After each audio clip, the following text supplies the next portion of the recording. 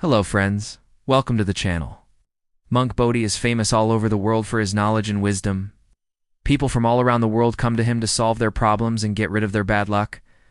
But do you know that before gaining such fame, he used to live a very simple life in a deep mountain forest and spent most of his time meditating? Usually once he started meditating, it would last for half a day or even a full day. During his deep meditation, he could also see the glimpse of what was going to happen in the future. One day while meditating, the old monk saw that his young disciple was going to die in 8 days. He was very sad to know this. He thought that before leaving the world, the disciple should see his family first. So he called the disciple and said, "Dear, I am giving you an 8-day holiday. Go home and meet your family, really?" "That's very good, master." "Thank you," said the disciple with a smile. "In fact, I have been feeling quite homesick for some time." The master said, "But remember, you must come back by the 8th day. Go now. I will wait for you to return." "Okay, master. Please take care of yourself." "I will leave now," said the disciple. Saying this, the young disciple joyfully went down the hills without noticing the sadness and reluctance in his master's eyes. After this, the young disciple walked happily through the mountains. After walking for a long time, he stopped at the bank of a stream to drink some water as he was feeling thirsty. There he saw an ant's cave near the riverbank where countless ants were moving in and out. He stood there for a while watching them with interest. Just as he was about to leave, he noticed that the water in the river was rising. He said to himself, "Oh no, the water level is rising. The ants will drown if this continues." It had been raining heavily in the mountains for the past few days, and now the water downstream had started to rise. The young disciple quickly started thinking about how to save the ants. He took off his clothes, filled them with hard oil, and built a protective wall around the cave. Then he dug a small drain to divert the flowing water to another site. Just in case the water rose even higher, by doing this, he managed to stop the water from flooding the cave and save the lives of countless ants. Once he was satisfied that the ants were safe, he continued his journey and finally reached his home. Days started passing one after another.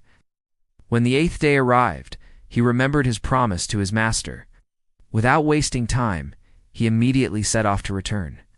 Meanwhile, the old monk was anxiously walking through the forest, thinking about his young disciple. He feared that by now the boy must have died, because 8 days had already passed, and it was already the evening of the 9th day. He felt sad that he could not see his disciple one last time.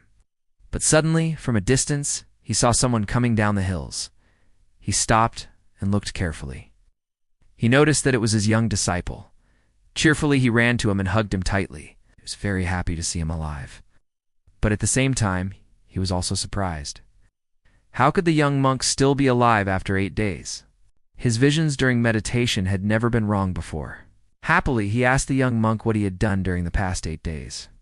The young disciple thought for a moment and then told him everything, how he had built a wall and dug a drain to save the ants from drowning.